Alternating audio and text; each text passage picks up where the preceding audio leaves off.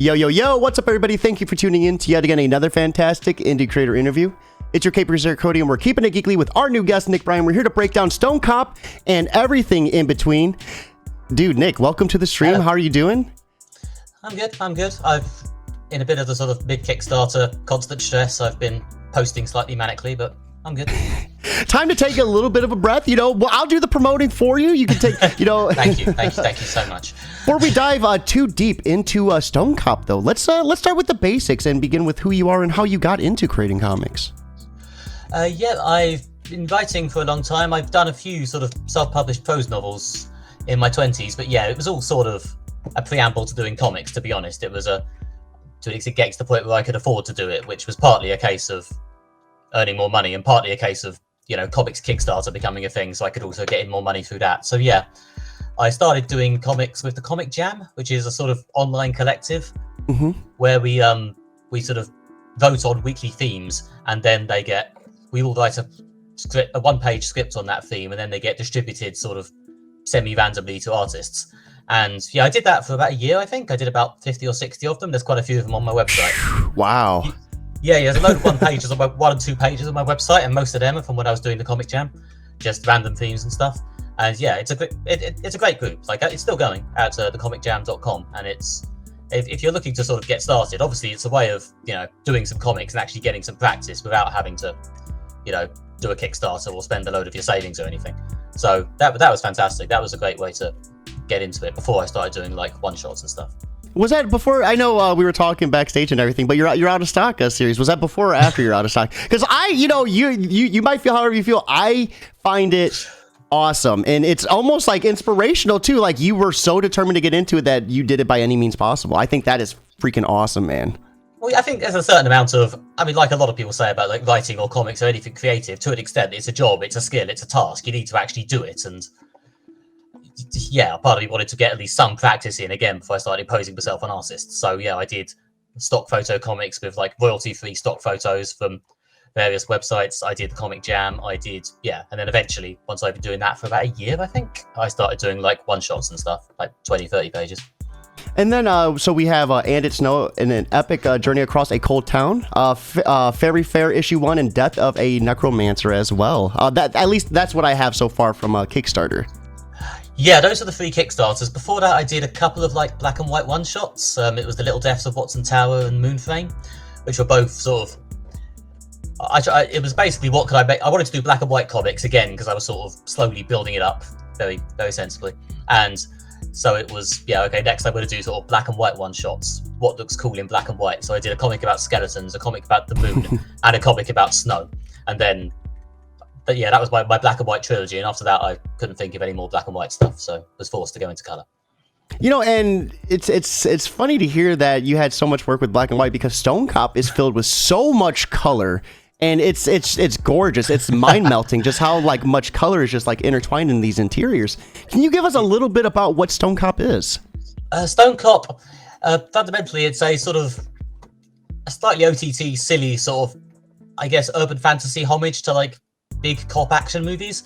It's about this character StoneCop, who is a cop made of stone, who has been created to bring justice to this town, Brighton Ridge, which is being overrun by rock trolls.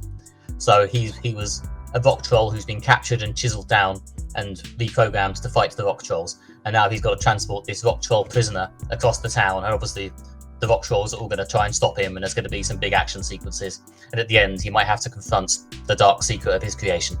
Ooh, and then the prison, of course, is Stonemax. I'm just loving all of this.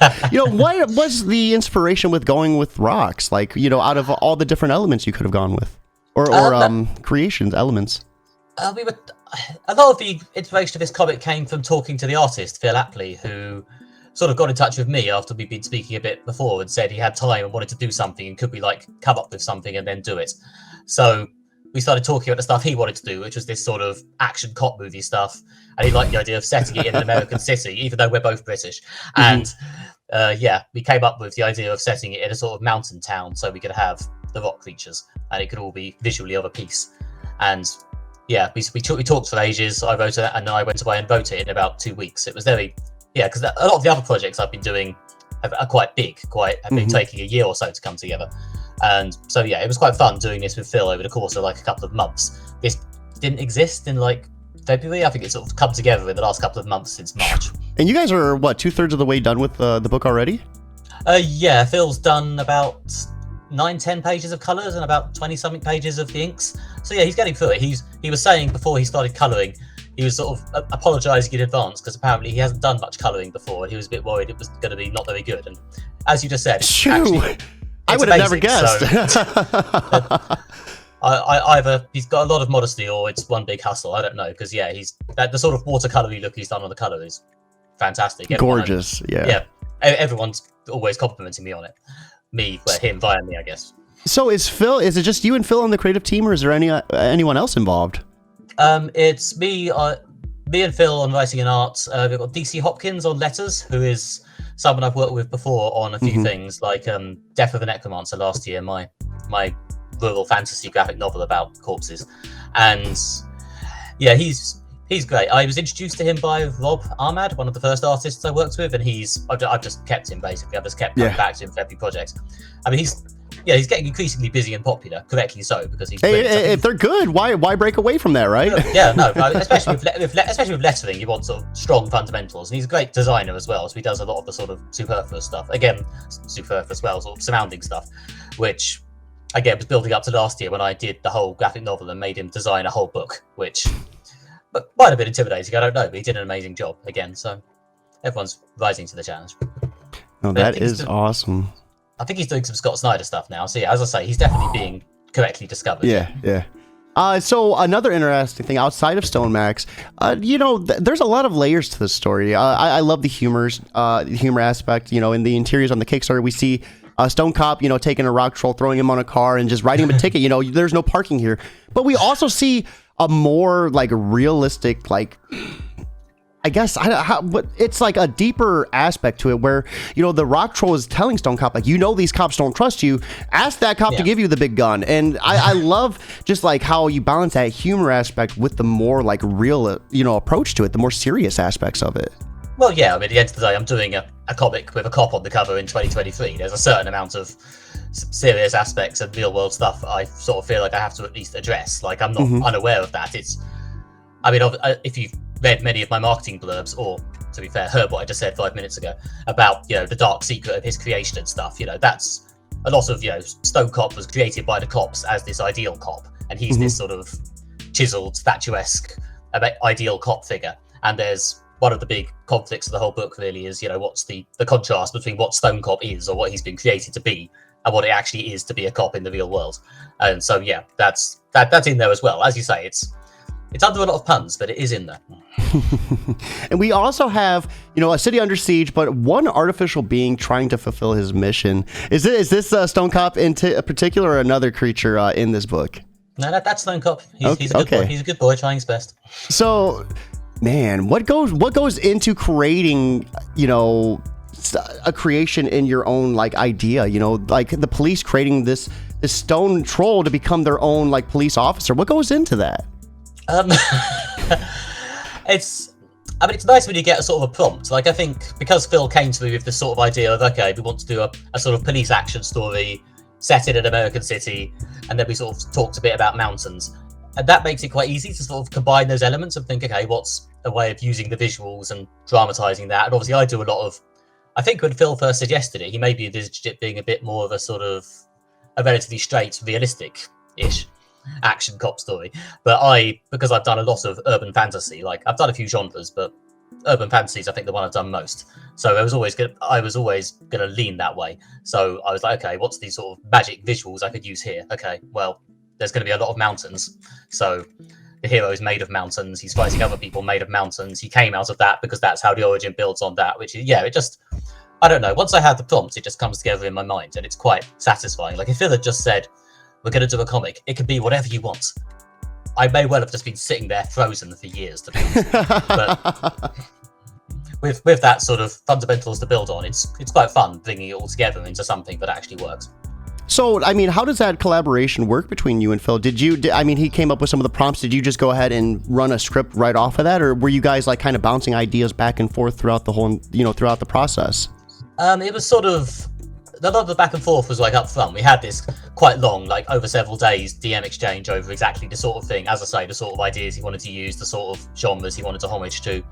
And then after we'd been talking about this for quite a long time, I went away and wrote an outline, which took me about 3 or 4 days, and then Phil liked it, so I went away and wrote a script, which took about, by the time I'd redrafted it a couple of times, about 2 weeks maybe. Which is, as I say, after doing things that take a year or two, that was great. That was fun. I mean, it's nice to actually get to just do comics in a more sort of active, fluid way rather than everything taking forever and involving. And then getting those interiors back, I'm sure, was nice as well, right? Oh yeah, well, yeah, because he had this slot he'd freed up for it, like right then. It was like very much okay. I sent him the script.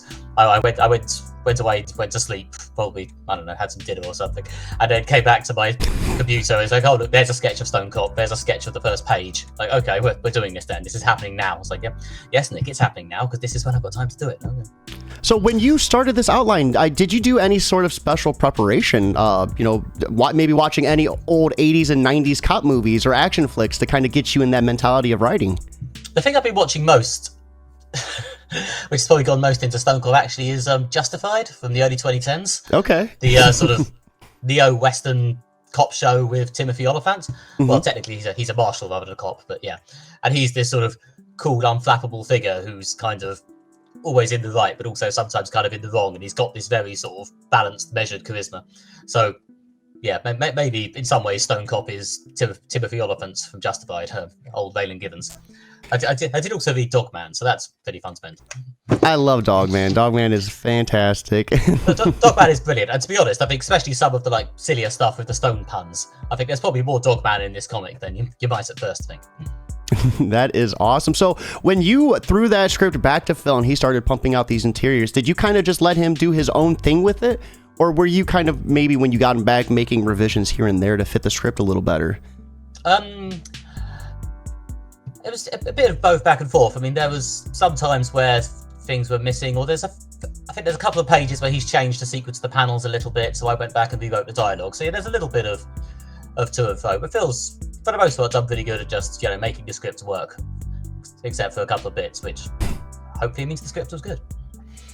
And if I'm not mistaken, this is a one-shot. Is there any chance of maybe this spinning off? I mean, there just seems to be so much potential here. It's not completely impossible. We'll see what Phil wants to do. We'll see how the Kickstarter does. If you want StoneCop 2, I highly recommend backing now. And we gotta see him with a big thick mustache in issue number 2 when he comes back. A massive stone beard. So actually, now, go ahead. No, sorry, there's things in the plot that would make that make sense, but anyway, I'm almost spoiling my own story. Carry on. Ooh. So I think right now would be a perfect segue. Let's go ahead, head into the mountains, and check out this Kickstarter. Before we do that, guys, want to go ahead and drop this link in chat. If you can back, we would love to see that happen today, but if not, simply putting this on Facebook and Twitter is 100% free. Word of mouth is always the freest way to support, and letting people know about it is a way powerful thing to do with the algorithm. Just like putting it out there lets the algorithm know that people wants to see this, so make it happen. Just share it if you can't back it. Man, so holy crap, we are looking at StoneCop, a rock-solid one-shot comic about a stone lawman defending his city from marauding mountain trolls, currently at $1,199 of a 1,000. The moment when that first came up, just because I'm used to seeing it in pounds, it's like, oh, it's gone up. Oh, no. Yeah, my bad. We're looking at everything in USD over here across the pond. My apologies. $1,199 of a $1,868 goal, 73 backers, and 16 days left to go. So, I mean, this is your 4th time doing a Kickstarter. How are you feeling about it? You're roughly about halfway through it. Yeah, we're halfway. We're coming up to about 2/3. Yeah, it's pretty good, I think, because the halfway mark of the time is tomorrow. So, yeah, I think it's looking good. I think we'll be able to, roll the rest of the way down the mountain. That was just too good. Now. It just comes out. That was too good. So let's go ahead and start chipping our way down this Kickstarter. I'm going to try to keep up with you. Cheers. So this is an awesome cover. I love just his character design. Was Phil the one that came up with this, or did you have an idea of what you wanted him to look like? I mean, possibly it kind of votes itself. I was just like, okay, I wanted it's got to be a stone cop. Again, he's this sort of ideal image of a cop, so it's got to go very classic. It's got to be very straightforward. Okay, you got to see him and definitely think cop. And obviously for the cover, we wanted to do a sort of movie poster thing in a homage to the sort of stuff we are homaging. And then, these colors are just gorgeous. I just love. You said he used watercolors? I think it's actually digital, but yeah, he's got a sort of watercolory effect going on. Yeah, that's gorgeous. And then let's. Oh, go ahead. Say he was very modest about it, but yeah, no, it's great. And then right here is what these trolls, just the different colors they are. It's so gorgeous, kind of seeing this spring into action with like all the pedestrians and the landscape surrounding them. Yeah, that was something we had a bit of chat about because we didn't want them all to be grey because obviously that would be a lot of grey. So yeah, they're all sort of enchanted, sort of vaguely jewelly colours. Are you able to tell us a little bit more about that, or is that spoiler territory? Well, where the trolls come from? That is kind of spoiler territory. Okay, yeah, so. all right. Well, we'll back. Yeah, you guys got to back this to find out, I guess. Yeah, back now to find out the dark secrets. Yeah. And then right here, another beautiful panel where the trolls on the car. He's like afraid you can't park there. Like, so it's just that perfect. And then man-shaped scratching poach with the cat. Like, I just love the balance of seriousness with humor. Yeah, I also love that font DC Hopkins has for those captions. Does a lot for me. And then right here, we see him getting, pretty much promoted from being just a regular street cop to, running or working at Stonemax. What is Stonemax? This sounds like a serious prison. I mean, in some ways, it's the serious maximum security stone troll prison. In other ways, it's just a metal-lined hole in the ground. As StoneCop says himself on panel, the stone trolls do not go to the bathroom, so they can just chuck them in a big hole. But that can also be problematic, right? They don't need to sleep or anything, so they can just be laying waste to the city at all hours of the day. Yep, that's why they need to go in a big hole. We have our good friend Zero Sum Studio over on Twitch dropping in. Hey, welcome to the stream. I hope you're having a fantastic day. There's a link right there in chat to check this out with us. So, and right here is a huge troll that StoneCop took down, and this guy is ruthless. This is where he drops them and lets them know, like, hey, these cops, you think these cops care about you, but they don't. I mean, do we see StoneCop experience like uneasiness from other police officers throughout this book, or is that something that's not really explored? No, that is kind of the thing that comes up a bit over the next few pages. Yeah, over the rest of the story, which is all the pages. It's this notion that because StoneCop is a former troll who's been sort of chiseled and reprogrammed, they're always a bit sort of, is he really one of us? There's a certain, even though he's like, as I say, he's a programmed ideal police officer. He's a good boy, but yet they don't trust him. It's one of the great tragedies of StoneCop. So if StoneCop was a wrestler, would his finishing move be the rock bottom? I gotta ask. I'll be honest, no idea what that is, but sounds like it, yeah. Oh, it's okay. So WWF, well, it would be WWE or AEW. I don't know. It's changed so much. The Rock, Dwayne Johnson. Oh, him, of course, yes. So he was a wrestler. He would take off his elbow pad and do a little dance, bounce off the ropes, and then elbow drop people. Okay, after you said it was called the rock bottom, I'm glad you said it was or the people's elbow. The people's elbow. Yeah. Oh, so right here's another gorgeous scene too. I just love these palettes. It's remarkable. You said Phil never did coloring before for like sequential art? I'm not sure if it's never, but yeah, he certainly said he hadn't done very much of it. He was certainly a little nervous at first about going in and colouring it. So we did go through a few passes, to be fair. This version is a lot more sort of bright and colourful than some of the earlier ones. But yeah, I think where we ended up was very good. And of course we get to... Go ahead.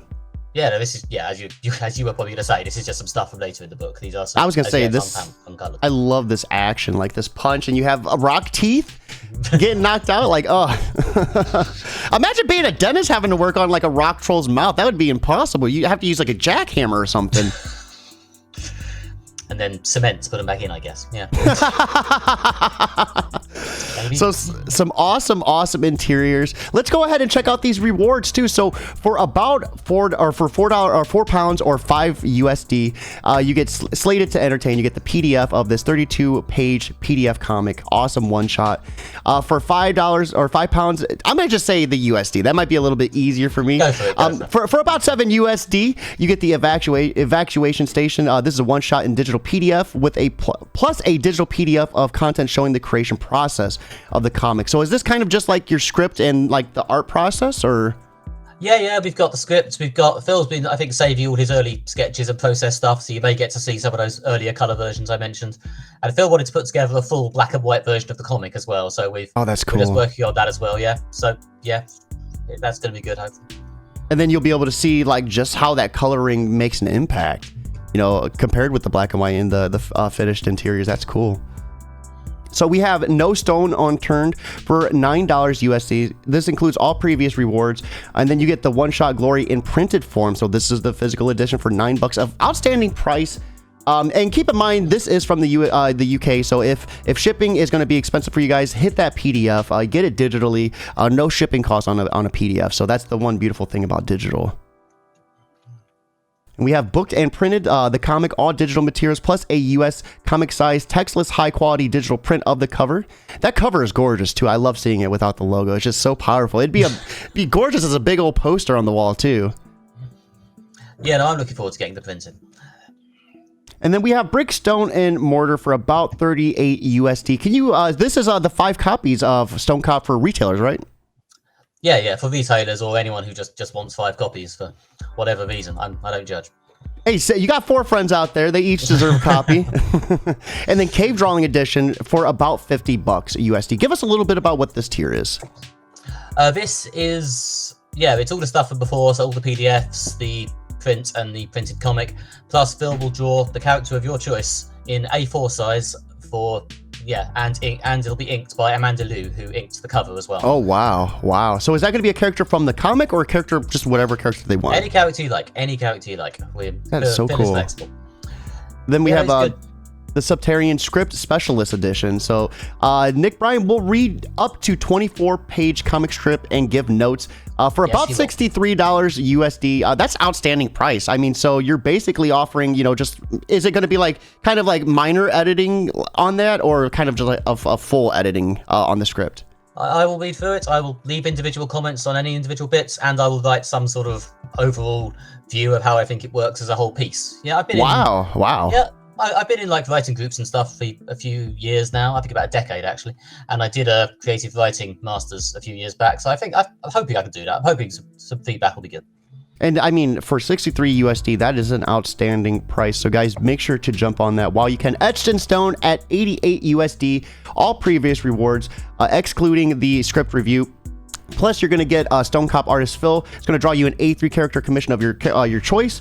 Awesome price on that as well. So what's the difference between an A3 and A4? A4 is twice as big as A3. Okay. I've never had the opportunity to ask. For anyone who's confused, this is an A4 bit of paper, but let's not look at that too hard. But yeah, it's sort of a bit of standard letter paper, I guess. A4 and A3 is twice as big as that. Okay, all right. So yeah, that's one hell of a bang for your buck as well. These tiers are awesome. Covering Fire Edition, a one-off. This edition includes a physical copy of the comic, all related StoneCop PDFs, a print of the original cover, and the original traditional inked black and white cover on A3 bristle board. So for 125 USD, that is an awesome price there. Yeah, and that's the original inks. If no one else buys that, I may well go for it myself, to be honest. I'll want to make sure those go somewhere. And then we have at 312 the Rockstar Edition. So this is a digital comic cover commission by Phil for your indie comic. And then this, if I'm not mistaken, you have up to a year after the Kickstarter to redeem that? Did we say 1 year or 2 years? But yeah, for quite a while, yeah. If you need a cover from Phil for your indie comic in the next year or two, then yes, you can buy that and he will do it when you're ready. And that is a ridiculously cheap price, if I'm not mistaken. Like, covers are usually really expensive, if I'm not told wrong. No, as someone who's commissioned quite a few covers, that is a good deal. Yeah, so guys, jump on that if you're out there and you need a cover. Let me go ahead and get this link respawned for you, and we'll put this in chat. Like I said, if you could make it happen today, we would love to see that, but simply putting this on Facebook and Twitter works just as well. Word of mouth is just as important, guys. So Nick, after going through that Kickstarter in its entirety, for anyone who might be on the fence about backing, what would you like to say to them to kind of push them over that hump? I think... Well, firstly, I think the art's gorgeous and Phil's done an amazing job. And if nothing else, I think we're unique. I think there's honestly a certain level of high concept, serious silliness that I try and bring to these comics, which I genuinely think that my stuff does better than a lot of people. I'm really happy with the tone we've landed on, and I think it's a genuinely unique piece of work. So buy StoneCop, it's really good. Make it happen, guys. So what's next for you in 2023? Any other series coming out, or is it just kind of StoneCop for now? Well, no, the big thing I've been working on for a couple of years is this project called Courier Z, or possibly Courier Z if you're an American. But anyway, it's a sort of it's a sort of one-man anthology comic. It's not actually a sort of similar format to Asa Wheatley's Shield Maiden thing, because I did another anthology that was a bit like that, and plus, obviously, I was inspired by how good it is when Asa does it. So yeah, it's a sort of sci-fi crime comic, a sort of vaguely Doctor Who-y sci-fi crime comic, where this postman turns up and does a combination of delivery jobs and crime jobs on a range of planets, and things go a bit wrong, and we sort of get into how she's ended up being a postwoman who does crime on the side. That's so cool. And that's a sort of multi-artist anthology thing. I've got quite a few good people. I've got Alex Moore doing a story for that because they're great, and Gustavo Vargas and a few others, and Claire Napier is helping me edit it because it's a huge job, and I wanted to have someone else to talk to who was actually, across the whole thing. We had Alex on the show Friday. So what a small world. I always love these like little sit downs where we get to just talk about because the indie world is such it's huge, but like the circle is just like, everybody. I love it. Well, yeah, especially when you get down to like the regional stuff, like the British stuff. Like I go to like Fort Bubble, the big British convention in the north of England every year, and basically the entire British comics come to that, and I see basically everybody, including Alex, Asa, everyone, David Taylor, loads of people, and Dave Cook's normally there as well. Plus loads of had Dave Cook on too. We were talking about. Yeah. It's as I say, it's really everybody. But yeah, it's a small world. It's a deceptively small world. That's awesome. So, Nick, what is, if I had to ask you for a piece of advice for someone looking to get into indie comics for the first time, like maybe if you can go back to yourself and give yourself one piece of advice for maybe just writing your script for the first time, what would you offer to yourself?